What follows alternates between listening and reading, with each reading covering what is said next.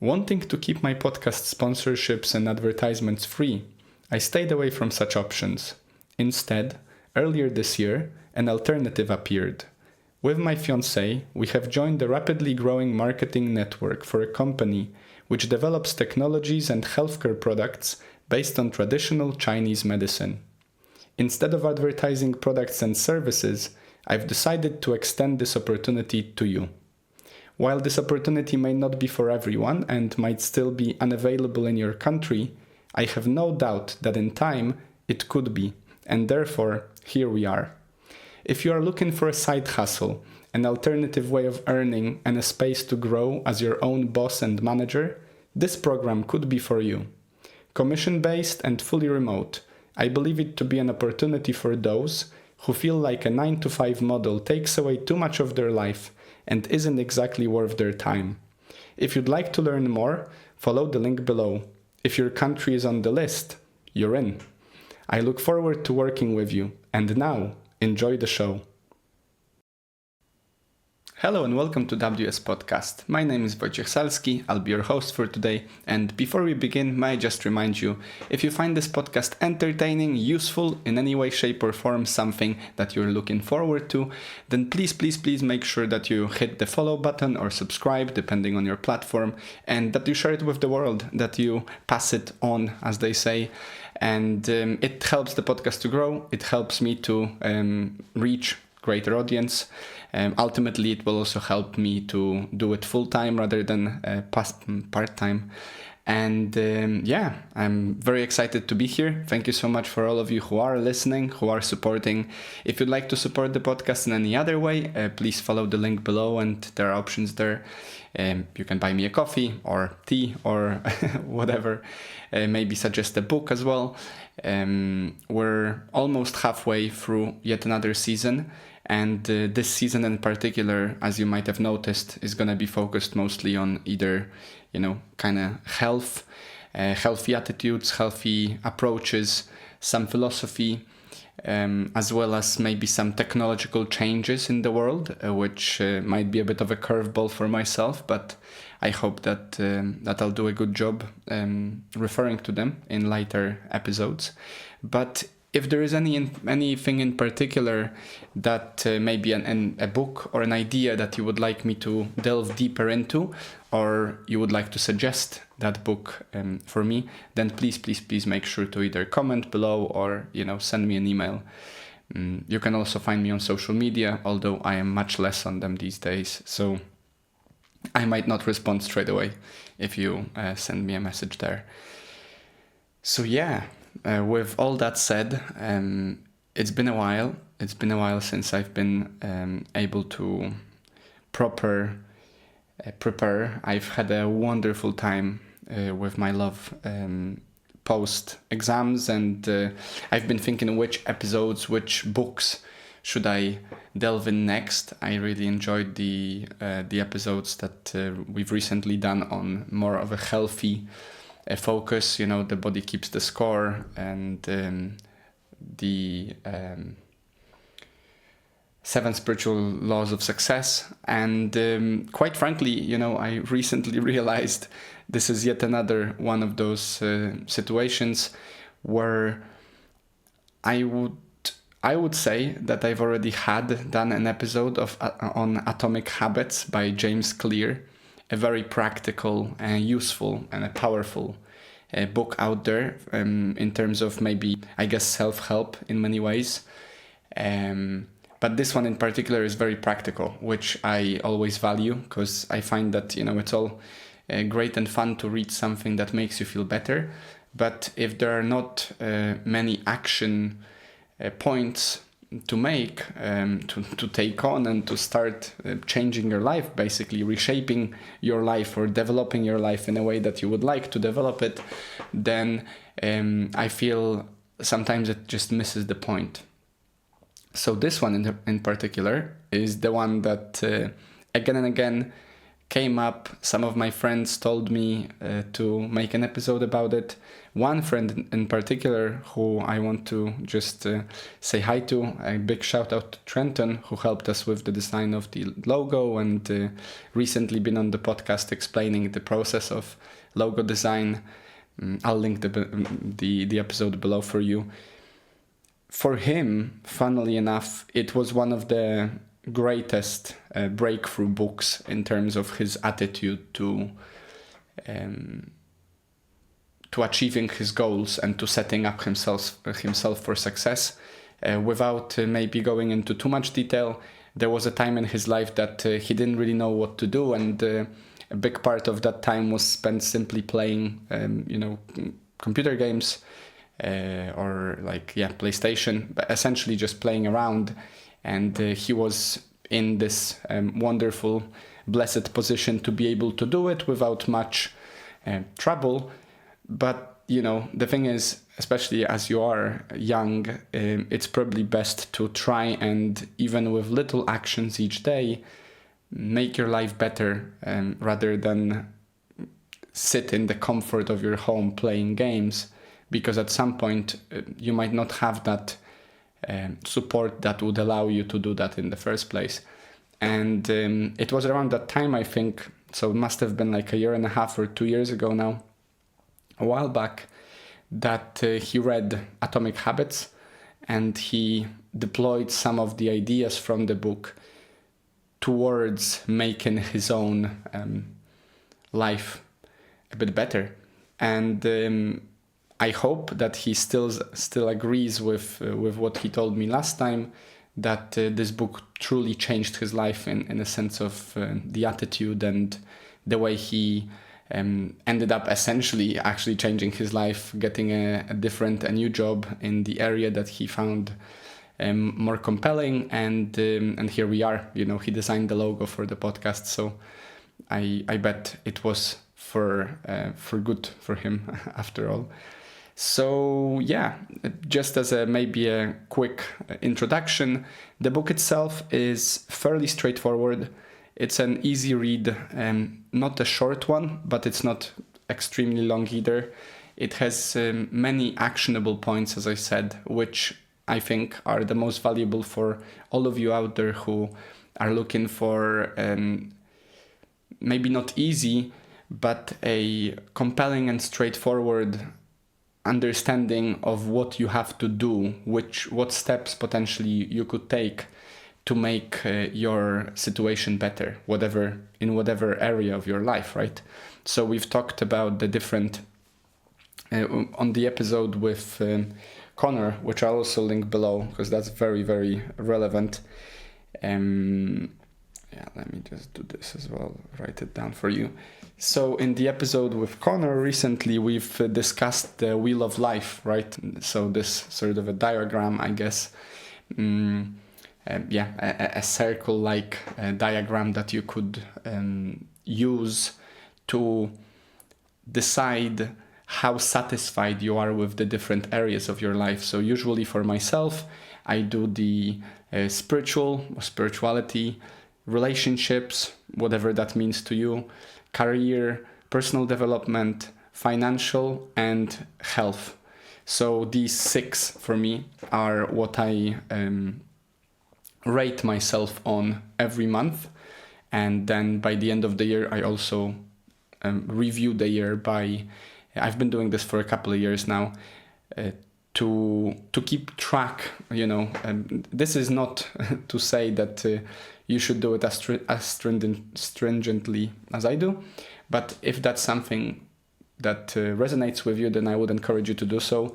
For me, it helps me to stay on track. It helps me to keep myself accountable.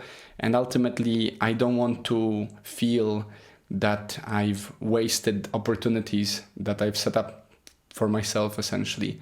So even though I am not meeting all my goals every year, and that's normal, that's exactly what you're gonna experience again and again. There's simply not enough time and not enough energy sometimes to meet all those goals. But by tracking even some of them, you are much more likely to hit them than not tracking at all. As was said in 12 Rules for Life by Peterson, if you don't aim at anything, you're not gonna get anything, essentially, right? So yeah, let's dive straight into the book. I've prepared 5 themes for you with some relevant quotes and ideas from different either episodes or different books that we've discussed. And quite frankly, recently someone random at my workplace mentioned the book Atomic Habits in a sort of way of asking whether I read it and suggesting it, and I said I did, and I really enjoyed it, and that sparked in my mind the idea that surely I must have made an episode about it, and obviously I didn't. So I've decided that this is the right time. Let's see how can you improve your life through the ideas by James Clear in Atomic Habits. So the first topic I would like to touch point with is essentially what we've discussed again and again, and I cannot stress it enough, that this lies at the root of, I believe, all success in any area of your expertise or life, which is essentially the power of tiny incremental steps or tiny gains. The quote from the book that I've prepared for you is, "Habits are the compound interest of self-improvement."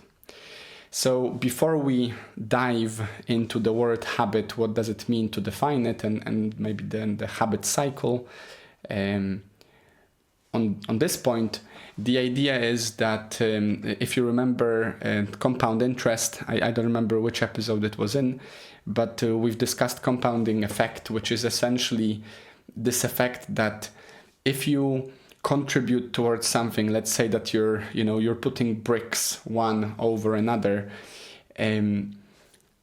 with every brick added to the wall, the effect of that wall being strengthened or kept up by those bricks increases, and the compounding interest, which is essentially from economics, from finance, an idea, it does not only increase the strength of that proverbial wall, let's say, but it's also self-reinforcing. So, for example, if you're saving money on an account and you have some interest rate is essentially a percentage of the money kept on that account that is added onto the account merely by keeping that money there. It's almost as if it's multiplying.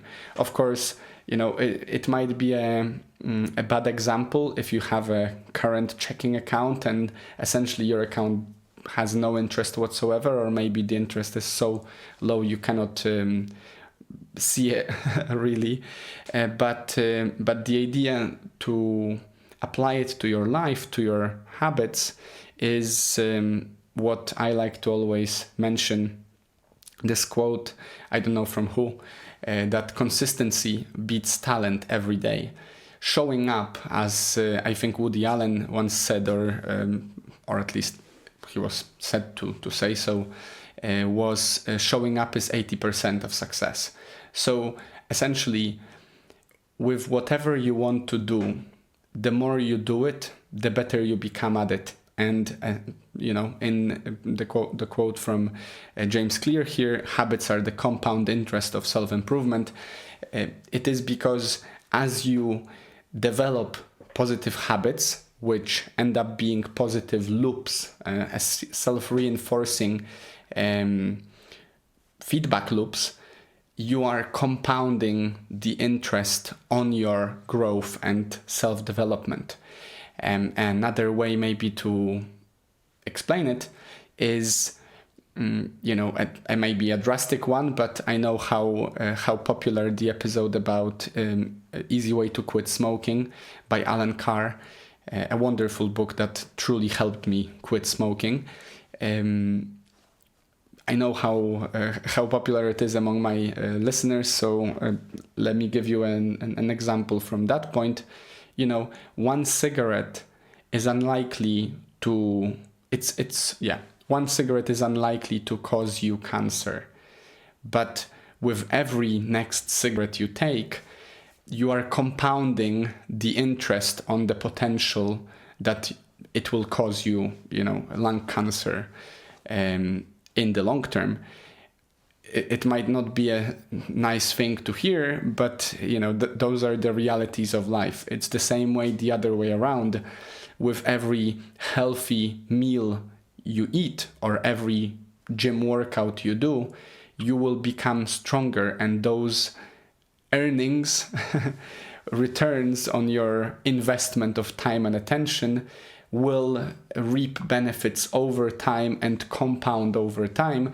Even though if you've ever been to the gym, the first time you go to the gym, you know that nothing's going to change apart from you being in pain the day after, especially if your body is not used to any sort of exercise beforehand. So the point I'm trying to make here is, though, it's about taking that first step, making those first tiny gains, and just consistently applying them over time to see the compounding interest effect manifest in and essentially multiply into long-term results. I use this little very simple app called Strong to track my the weights I'm using or exercises I'm doing at the gym, and I've been using it consistently for around a year now, maybe a bit longer, and I've noticed that it has taken me at least 3 or 4 months of consistent workouts to start seeing the changes in my body physically. Of course, over that period, I did feel stronger. I did think I'm getting stronger, but to actually see the body change, maybe your parts of your body becoming more toned, maybe some muscles showing up where they've not been visible before. These changes take time and take that compound interest. And of course, as you continue doing whatever you're doing, maybe you're practicing playing an instrument, maybe you're practicing, learning a new language, there comes a point when the compounding becomes visible and your progress is obvious at that point. I've recently listened to an interesting speech of a gentleman from Poland that made a case that apparently, well, in his opinion, you should try something for at least 100 days before you sweep it under the rug saying it's not something for me, because it might take as much time to see those moments manifest when you're actually feeling the difference, when you can tell that your life has changed, essentially. So, on this point, and to emphasize this, I would encourage you to have a little think, and we've talked about this before. Have a little think of what you would like to change in your life. Maybe you'd like to work out more. Maybe you'd like to feel healthier. Maybe you'd like to have better relationship with someone or with anyone. Maybe you'd like to spend more time creating. Maybe you're a writer. Maybe you want to be a writer. Maybe you'd like to start a new hobby, or maybe you'd like to become better at your job. Whatever that better is, this where you want to go versus where you are kind of, gap. Start small. Figure out what little step you're willing to take. So, for example, if you want to work out more, but you feel like going for a 10-minute run is a bit too much, maybe because you have some health issues as it stands, would 5-minute run be okay? Would 5-minute walk be okay? Maybe would 2-minute walk be okay? I've heard of extreme cases of people being obese, for example, to the point that it was too much strain for them to stand up and walk around the room for longer than a minute. So they started by walking around the room a minute. And then over time, and I'm pretty sure, I don't know if it's in this book, but there are plenty of examples in this book of such cases. Over time, you will be able to do more. So I always encourage people to read more, which is why this podcast is so focused on books overall anyway, and which, that's why I'm essentially constantly hammering this idea that people should read more and spend less time on social media. If you're not a good reader, in a sense, like you're not experienced, if it's difficult for you, maybe you don't have the capacity to focus for long because your focus capacity has been strained by all these instantaneous shocks of dopamine from social media. Maybe you could start by reading 2 pages a day, maybe 1 page a day.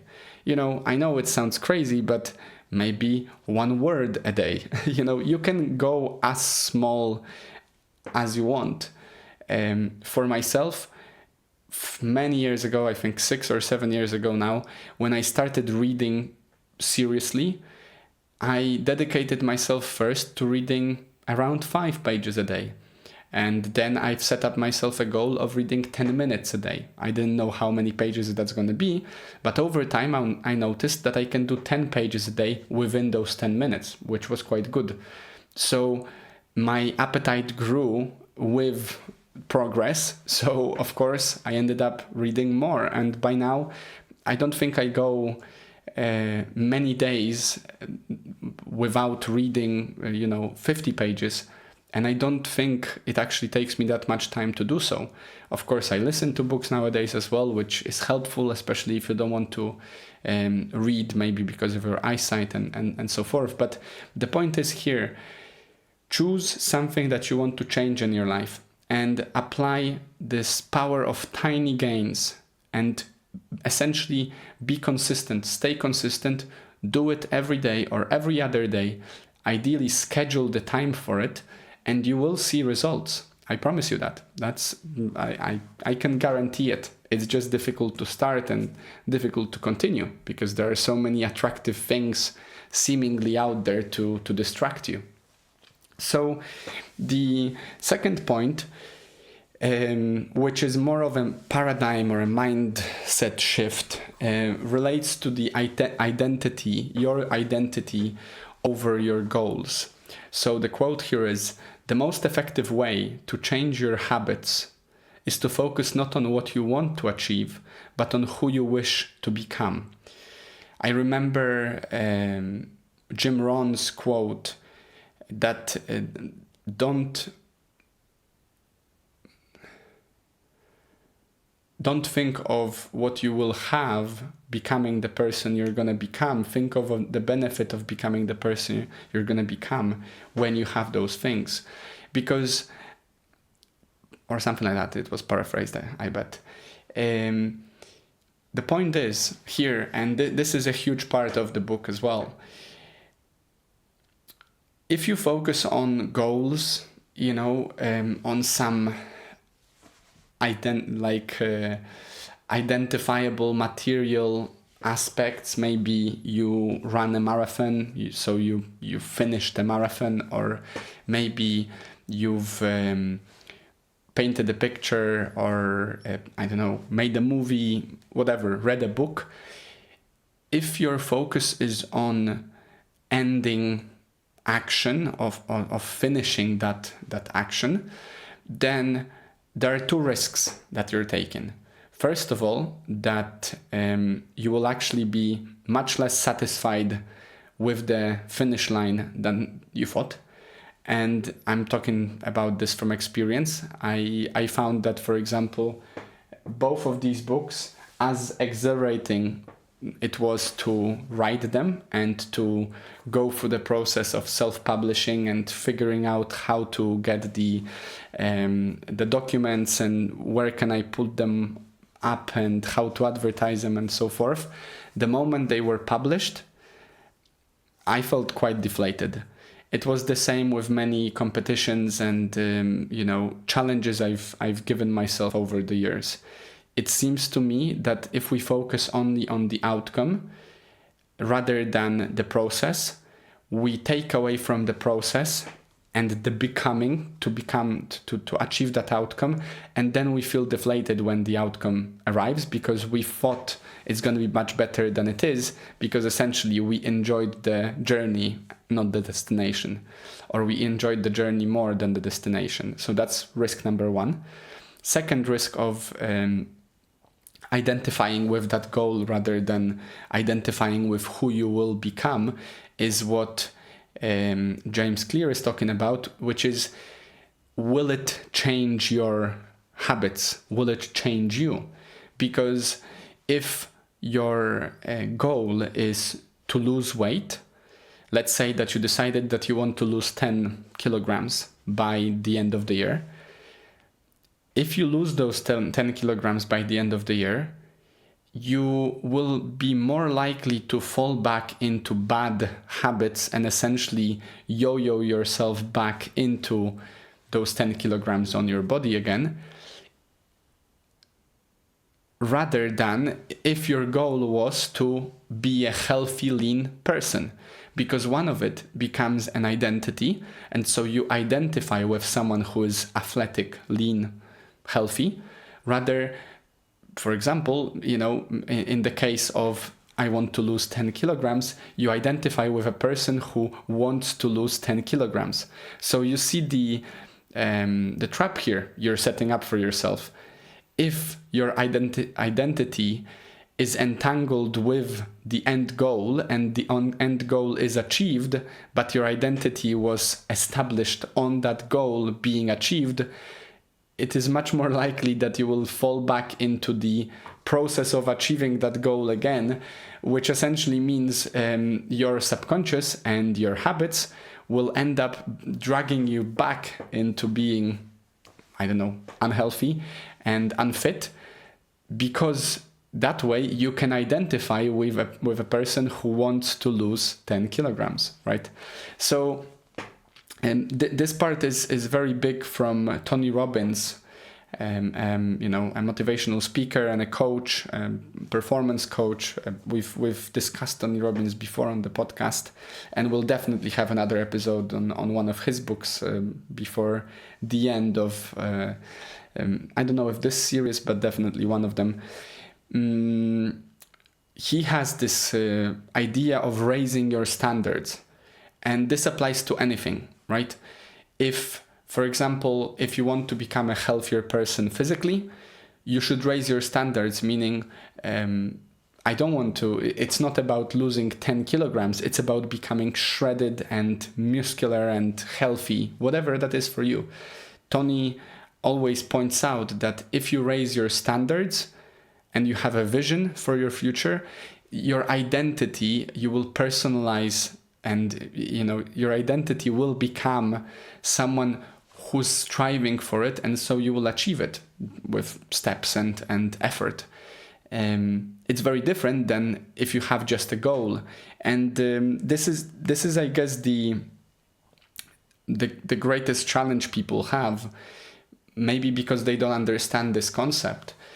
If your goal is something that you can achieve without changing your attitude, your identity, and your habits, then unfortunately you are very likely to fall back into your bad habits and essentially fall back into your past identity after achieving the goal, simply because you've not actually changed.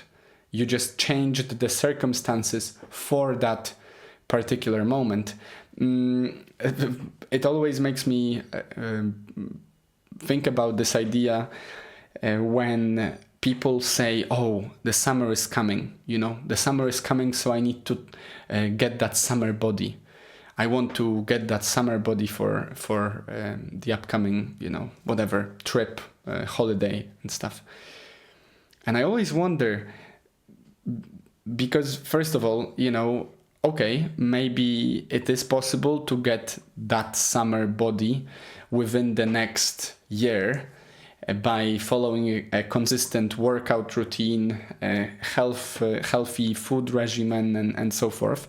But doesn't that mean that the moment summer is over, they will give themselves a pass for the next couple of months, or maybe years, or maybe until the next summer, to start eating badly, to not work out, to forfeit opportunities to exercise and be healthy? Because it seems to me that that's exactly what people do.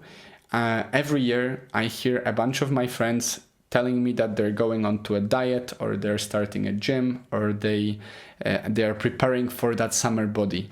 And every year those same people, unfortunately, are in the same place. You know, the diet didn't work out, I didn't have the time for it, my gym was too far, I had exams coming up, you know, my girlfriend was upset, whatever. There's always excuses and always reasons why it didn't work out. And of course, excuses make sense to the excuser always. They are always reasonable.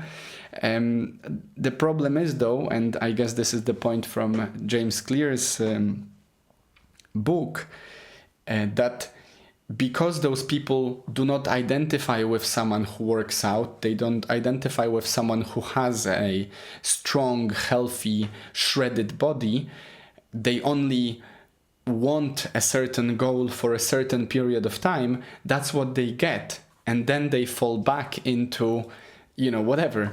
And unfortunately, many of them don't even get that, because if you don't change your habits, but you just think that by magically working out for 1 month, your life will change, you will feel disappointed, and you might find yourself feeling like, you know, this is not working, it's a lie, habits don't work, workouts don't work, and maybe you slump back into that comfort of not doing things even more, which can be really, really to the detriment of your self-esteem and your life satisfaction, right?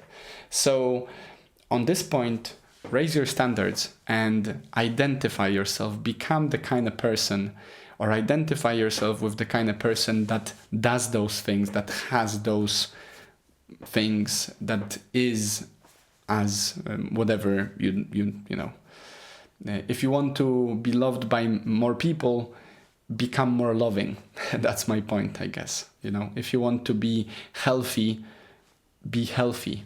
Focus on that. Become a healthy person. If you want to be strong and muscular, identify with being an athlete. Think what athletes do. Think what healthy people do, and emulate that. And do it with small, tiny gains every day, consistently, every week consistently, and you'll see results. I promise you that. Now, let's talk about attitude. And we've talked about attitude of gratitude with recently with the 7 spiritual laws of success, and of course with Artist's Way, and of course with the episode on gratitude, which I shared with you lately, a monologue. And you know, first of all, emotions. If you think about emotions as energy in motion, then your emotions drive you and allow you to be more powerful or less powerful, more motivated or less motivated, more motivating to others, less motivating to others. So high energy, high vibration emotions such as gratitude, love, excitement, enthusiasm, inspiration, which is in spirit. Essentially, it's enthusiasm is the same, like being inspirited, having the spirit to go to empower yourself and others. These are the emotions that will help you figure out and overcome the challenges that are awaiting you on your road to success, whatever that is. And as James Clear points out, attitude shapes your outcomes. So the quote here is, you do not rise to the level of your goals, you fall to the level of your systems. If your baseline attitude is that of being upset, disgruntled, unhappy, frustrated, feeling like a victim of your circumstance, basically a downer in many ways, then it's going to be very difficult for you to gain the momentum, the motivation to become the kind of person or to do whatever you're establishing that you want to do, right? It's much more easy to get up in the morning and go for a run if you're excited about going for that run. If you're excited about your life that is coming about because of you going for that run. Of course, with time, and we'll talk about it in a second, you can create habits that will help you in the days that you don't feel okay going for that run, and you'll go anyway. But at the very beginning, you will have to rely a lot on basically pumping yourself up, becoming your own greatest hype man. Like I always think about those guys at concerts, maybe, I know, some rap concert or whatever, the hype man that is always there. Maybe you have a friend like that, someone who's always cheering you on. Maybe it's your loved one who is obviously supporting you on any step of the way. Maybe it's your kids or your parents. I always think about that kind of hype man personality around that is simply just so excited for you to do whatever you're doing, even sometimes over excited to the point that it becomes a bit like cringe and funny. Figure out a way to become your best coach in that regard. Have the attitude of gratitude for the opportunity to challenge yourself to become better, and be optimistic and intentional about your changes, because it is very difficult to change, but there is this wonderful quote that change happens when the pain of staying the same becomes greater than the pain of changing. And you can fuel your attitude for success, your enthusiasm for doing those things you want to do, with either painful ideas and emotions, because sometimes you could use, your disappointment from your last time failure, whatever that was, to fuel your kind of anger, rage, and enthusiasm to change. And the other side is, of course, the positive. It's up to you. Both work. I guess in many ways, maybe a mix of both is the most powerful, potent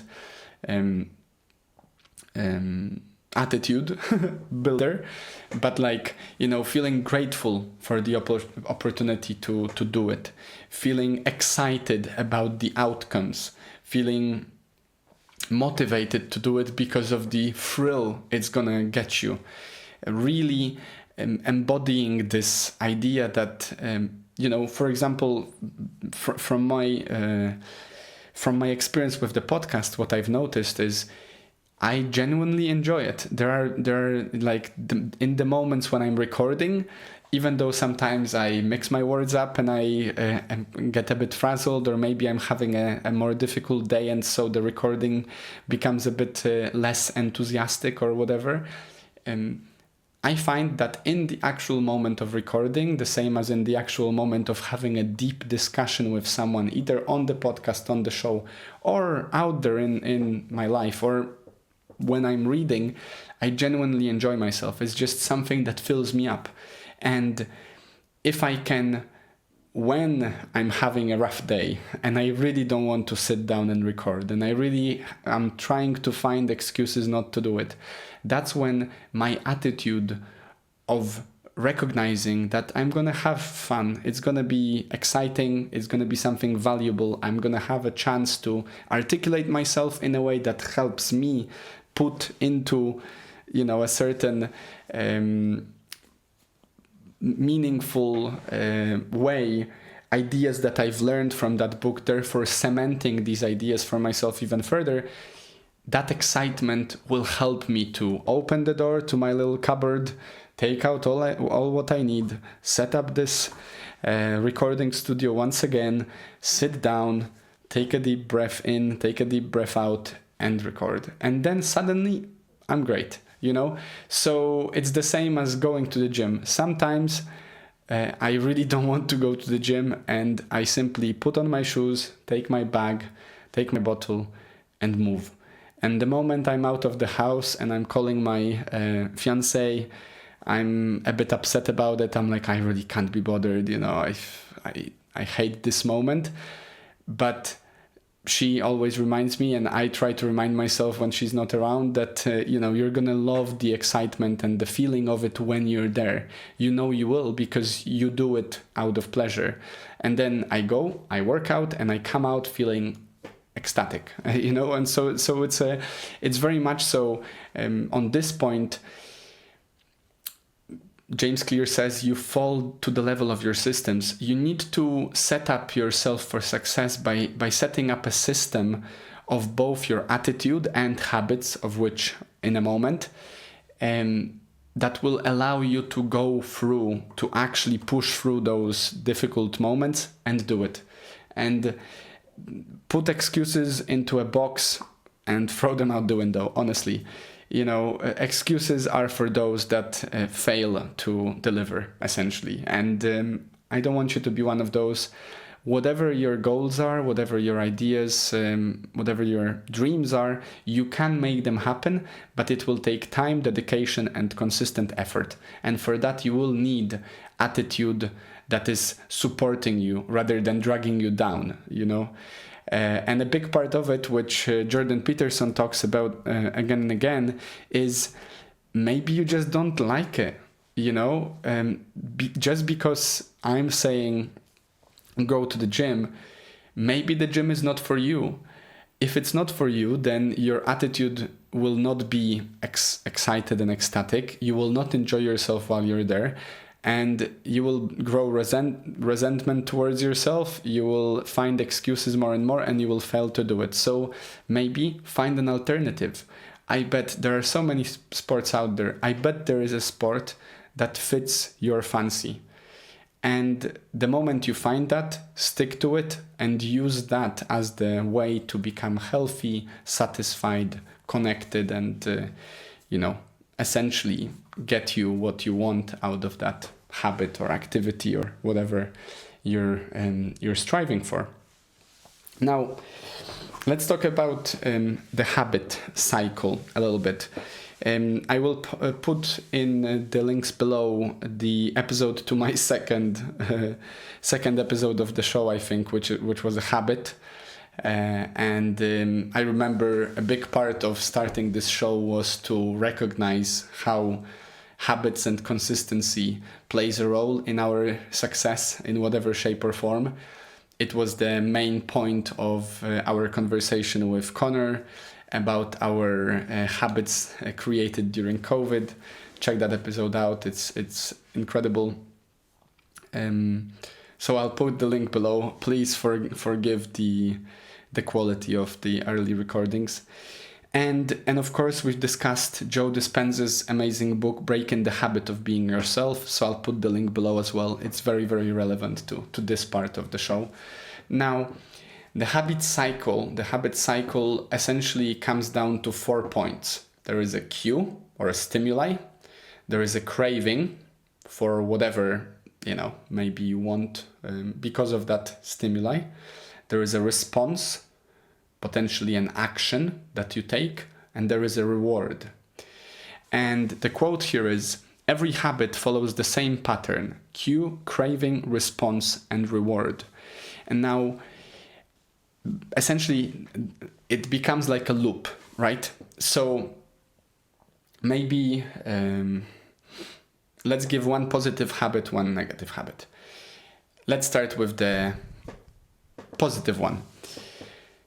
Your cue for, let's say going to the gym. Let's keep to that theme. Your cue to going to the gym might be just your schedule. Maybe it's an alarm that goes off.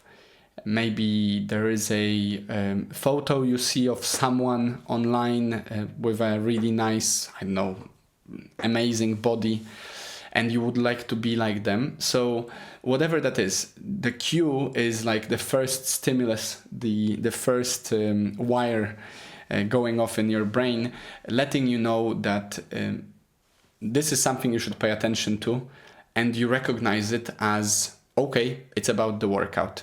Now the second one, feeling the craving, is in the example above. For example, you see that person's body and you feel the craving for having a similar body, maybe because of that summer body preparation. Or maybe the alarm clock goes off, or your schedule shows you that it's time to work out, and you feel the craving for what is not necessarily to be gained in that particular workout, but what comes afterwards, right? So the craving here, of course, it might not be an obvious craving for someone who doesn't like to work out, but a craving here potentially is, okay, let's move, let's do something, let's work out. Now the response is obviously the action you take. So maybe you put on your shoes and you go, you work out, you attend your gym, whatever, you go to the training. And the reward is, of course, short term, it's gonna be the endorphins you get out of working out, the body being slightly tired, but also feeling slightly more strong. Maybe there are some instantaneous gains, so to speak, like you can feel the pump, you can see the pump. It is for a reason that at the gym there is plenty of mirrors. Of course, a big part of working out is to feel the satisfaction of your body changing. So this is the reward short term, and long term reward, of course, might be that knowing that this will happen over time, over the certain period of time, maybe for that summer you've been waiting for, you have the body you wanted, right?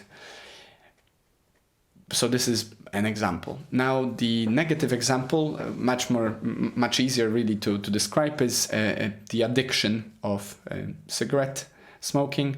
Of course, addictions are habits, and they are as powerful a habit as a habit can be, really, especially the strong addictions such as that of sugar, nicotine, or some really intense drugs.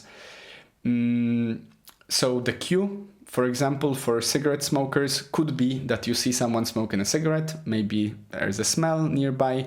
Maybe it's the lighter or the packet that you see. And that's a cue. That's the stimuli that sets up the first domino. Then the craving comes in. So, of course, you see that person smoking, you see the packet, whatever, and you're like, oh, I'd like to have a smoke. Maybe your cue for cigarette smokers, this is very popular, is stress. So maybe you can feel yourself becoming more stressed, and so you crave a cigarette because you associate cigarette smoking with something that diminishes stress, which is a huge baloney. It's like the biggest myth about smoking. Smoking actually does not make you less stressed, it makes you even more stressed. It's scientifically proven. It basically constricts the flow of your blood to your brain, so you're essentially choking yourself a little. And let me just say, from my experience in jiu-jitsu, being choked is not something that reduces stress. So the cue is there, you feel the craving. Of course, the response is a very habitual: pick up the cigarettes or go buy the cigarettes or ask a friend for a cigarette. And then the reward is obviously the release of nicotine into your brain, that for a very short moment, but long enough for people to care, unfortunately, the sort of the soothing reward of smoking that cigarette, right? So if you consider all of your habits that you have throughout your day, and you have many, we are a creature of habit, you can figure out their loops. So, and then you can start to untangle them. And about this, the book by James Clear, he actually pays a huge attention to habits and forming and destroying, basically untangling them as well, forming good habits and taking care of the bad ones. And first, let's talk about trying to untangle some of your habits. The first step, the easiest way, and it's not going to be easy, but it is the easiest way to go about it, is to eliminate your cue. So, for example, when I quit cigarettes for some time, and Jordan Peterson points out that he had to quit drinking as well because of it, correlation in his experience with smoking. For myself, for some time after quitting cigarettes, I didn't attend parties, simply because I didn't want to put myself in an environment that would facilitate me wanting to smoke. Similarly, once I've quit drinking, there was a time that I avoided, and I still avoid, certain environments. For example, you won't find me often in a pub. Simply, I find that space to be very rowdy and unpleasant. It usually smells, and since I don't drink, I don't get the benefit of being there other than maybe spending time with my friends, but there are alternatives to spending time that are not a pub, so I try to do so. So first option for you, very straightforward one, is try to minimize the cues, right? And maybe on this point, I'll just mention the fifth topic, the fifth theme, which is very closely intertwined, which is the environment over motivation. So the quote here is, "Environment is the invisible hand that shapes human behavior." Essentially, your attitude shifts with the surroundings, right? So it's easier to drink or to get back to smoking if you're around drinking people or if you're around smokers. If all of your friends are working out every day, it's much easier for you to pick up the habit of working out than if all of your friends are constantly drunk in a pub. But then with those friends, it's much more likely that you will fall into a habit of getting drunk in a pub. So in terms of building a new habit, and I guess this also informs our further untanglement of bad habits and habits that you want to get rid of. When it comes to your cue, James Clear points out that you should make your cue obvious and intense. So for example, for your gym or your morning run, one of the very popular cues people do is prepare your gym clothes or prepare your running shoes or whatever the night before and put it somewhere that you will have to encounter very early on in your day. For example, literally put your gym bag in your door, in between your door frame, so you will have to step over it when you go to pee and brush your teeth in the morning after waking up, right? So first of all, make it obvious, make it accessible, maybe set phone reminders, maybe set up your schedule, maybe block time for that activity to make it a routine, and ideally do it routinely at same times. That also helps. So for example, I work out these days often in the evening, so I try to go at the same time in the evening, which helps me to reinforce that habit. Now secondly, when it comes to craving, to build a new habit, you should make it attractive. So you can try and pair a good habit that is not that attractive for you with something you enjoy. So if you don't like cleaning, but you would like to clean more, maybe you can pair it with listening to your favorite podcast, yours truly, or maybe it's about calling a friend as you clean, whatever. But you get the point. By making it attractive, you make it more likely that you will have a level of craving there. Something to look out for, though, is make sure that you don't reward yourself for that habit being done with something that is actually canceling out the effects of the habit. So a good example here is, you go to work out to the gym, but you reward yourself by going to McDonald's. I'm sorry, but if you do that consistently, you will just get yourself a heart attack. It's simply not gonna work if you pair a habit that is canceling one another. You're just putting your body in under more stress in that regard. And of course, if you want to see changes in your life, for example, when it comes to cleaning, if you want to clean more, you should not end or reward yourself for cleaning by making a mess, right? It's just counterproductive. So similarly, essentially, as you pair it with something positive, make sure that positive thing is not canceling the effects of whatever you're trying to crave more. Now, to build the response, James's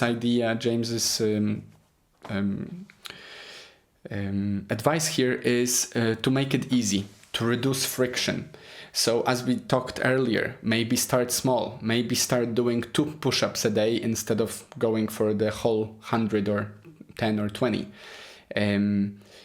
Make it easy also might mean that you put yourself in a space, in an environment that allows you to be more likely to succeed. So for example, for me, I like doing yoga, but I found that if I don't go to a yoga session somewhere, I don't actually push myself as hard as I would when I'm in that session.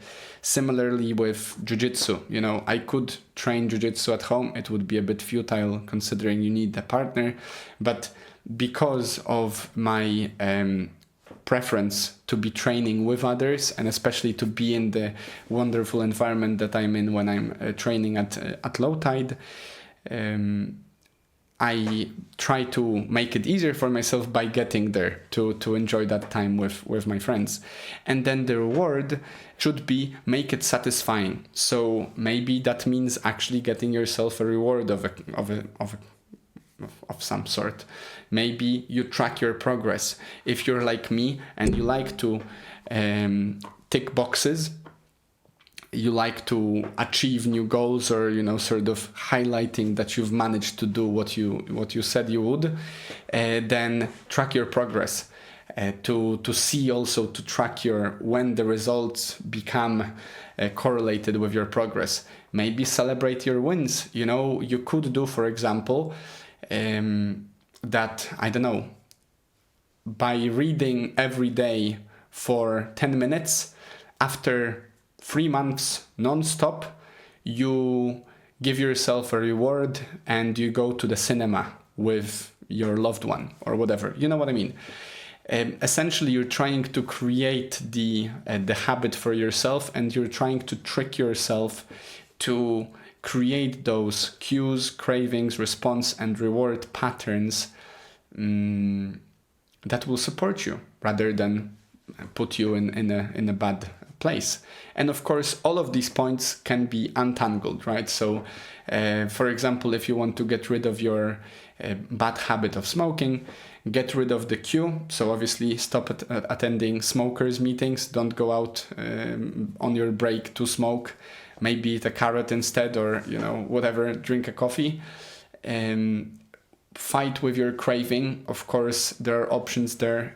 Please make sure to check out the easy way to quit smoking. I'll put the link below. I promise you that book will help you quit. It helped many of my friends, and it helped me. So the whole untangling of that habit in and of itself is a huge part of that book. But let's leave it at this, because I don't want to take too much of your time with the habit cycle. So the point on the habit cycle is, the more likely, the better system you set up, and the more applicable all these steps you'll make, the more likely you are to succeed and to develop a habit. And you need to remember, the habit will not be developed in 1 day or 1 week. It's something that takes a long time. I think for me, roughly, it takes around 20 days. But of course, it depends. If it's a habit that I really like, then it's very easy for me to develop it simply because I like it. And if it's a habit such as stretching in the morning, which I don't particularly am a fan of, I feel I'm quite lazy in that regard in the morning, it has taken me much longer. And I still struggle with it, and there are still days when I find an excuse not to do it. So yeah, we've touched slightly on this idea of environment and versus motivation. So the quote yet again is, environment is the invisible hand that shapes human behavior. And, you know, let me just elaborate on this. And I have a few quotes here to support it.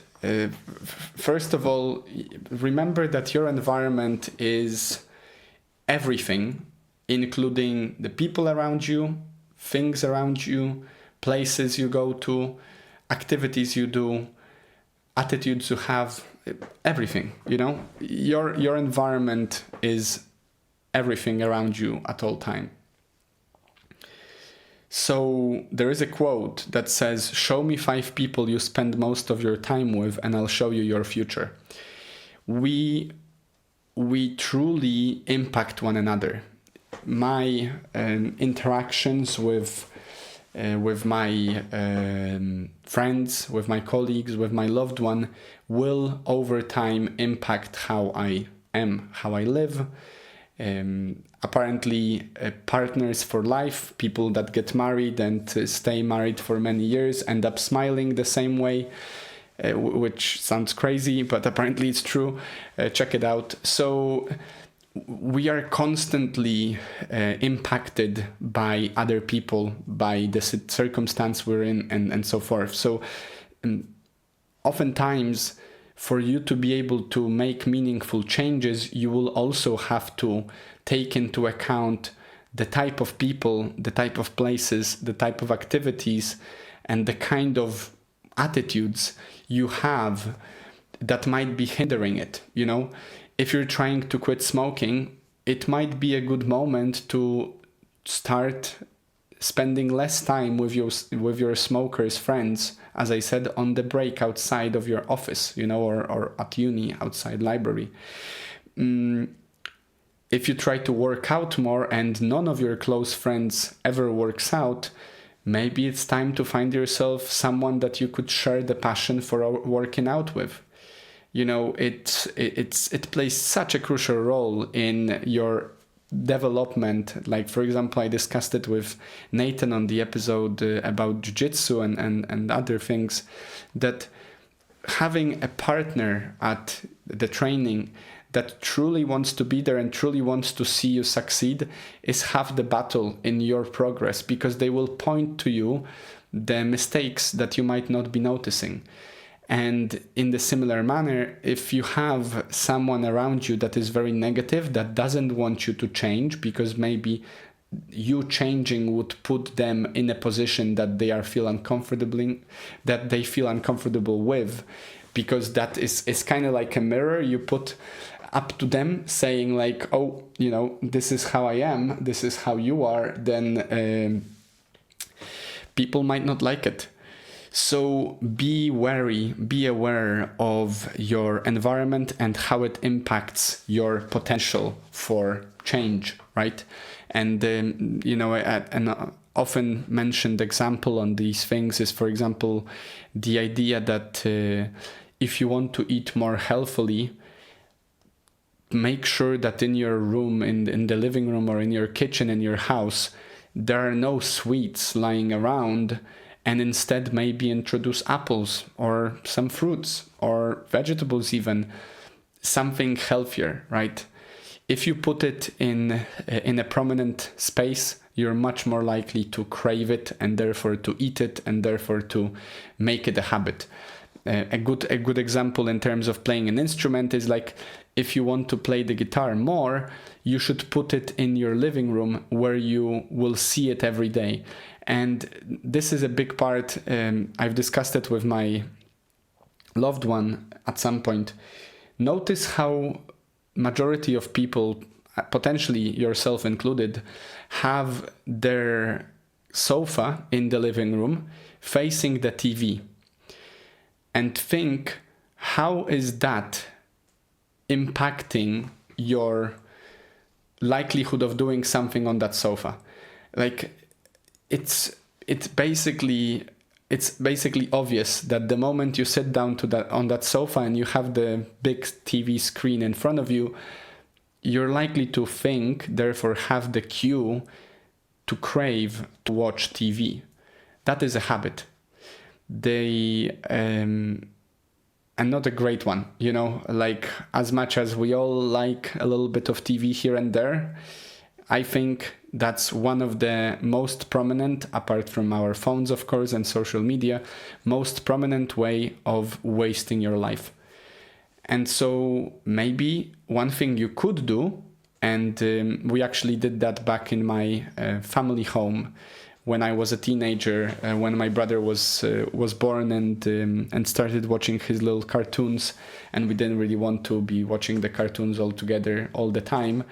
We moved the TV to another room, and that shifted the energy in that room, because in the living room you no longer have anything to stare at, and so it was much more likely that we will engage in a conversation, or we will play some board games and so forth. So consider your environment and how it's impacting your habits and how it's impacting your life.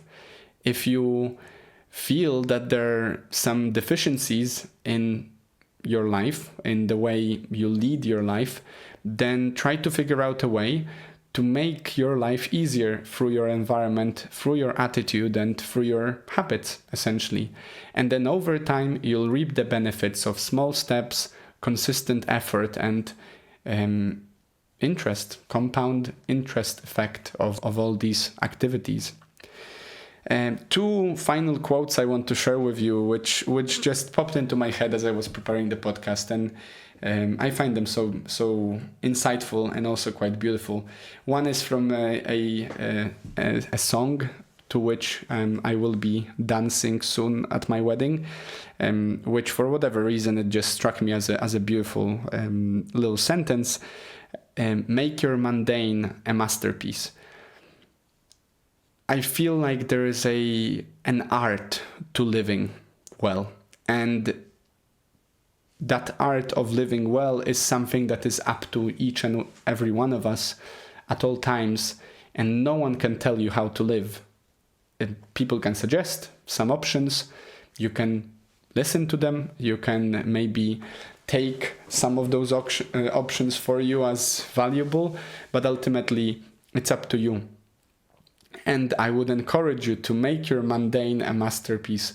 Figure out a way of spending your time, spending your day, spending your week, spending your month, spending your year, spending your life in a way you want to do, in a way you want to spend it, right? Because that's essentially what we're doing.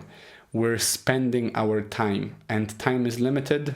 The clock is ticking. There is only so much time you have left till lights are out, and maybe there's going to be a different life, maybe not.